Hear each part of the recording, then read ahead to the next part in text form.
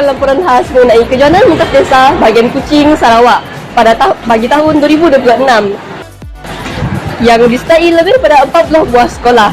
Sekolah Menengah Kebangsaan Demak Baru merupakan tuan rumah pada tahun ini. Amat besar hati dan mengalu-alukan semua atlet dari pelbagai sekolah untuk datang dan menyertai kejohanan ini. Acara ini bukan sahaja menguji ketahanan fizikal pelajar, tapi juga membina disiplin dan semangat kesukanan dan kerjasama antara sekolah. Mari kita meninjau laporan terus dari lokasi kejadian.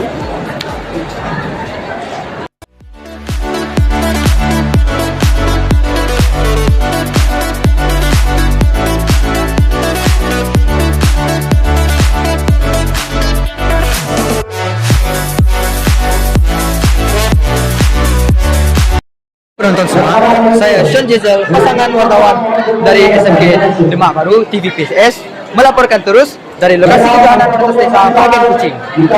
Acara sedang berlangsung dengan penyertaan pelajar dari berbagai sekolah. Seperti yang Anda lihat sekarang ini, di belakang saya terjadinya berlangsungnya sesi pendaftaran bagi para atlet-atlet sebelum pelepasan pada pagi ini.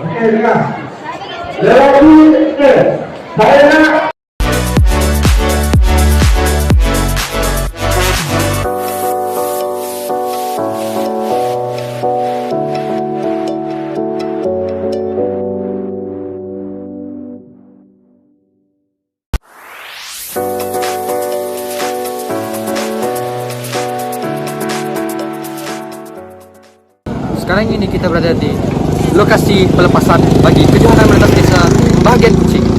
Yang anda lihat sekarang ini, di belakang saya para atlet sedang bersedia untuk pelepasan pada pagi ini.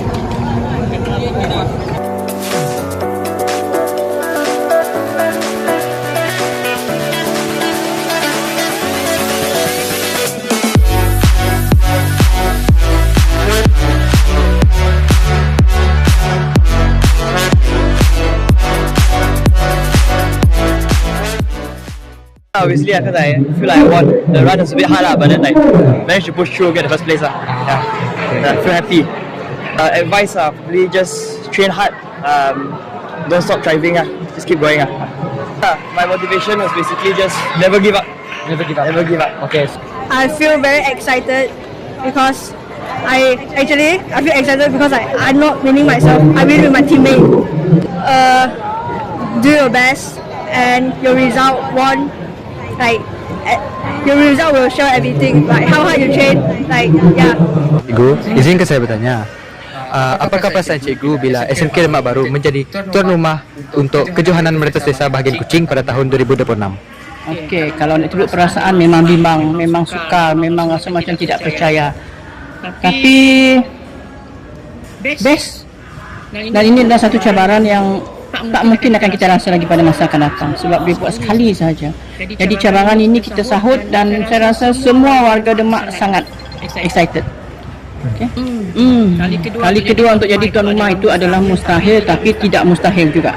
Tapi kalau katakan Demak jadi tuan rumah untuk masa akan datang, kita mesti akan buat yang lebih baik sebab tahun ini pun kita dah buat yang terbaik daripada penganjuran selama ini. Kalau buat Demak lagi sekali, dia mesti lagi lebih baik. Itulah Demak Baru. Okay?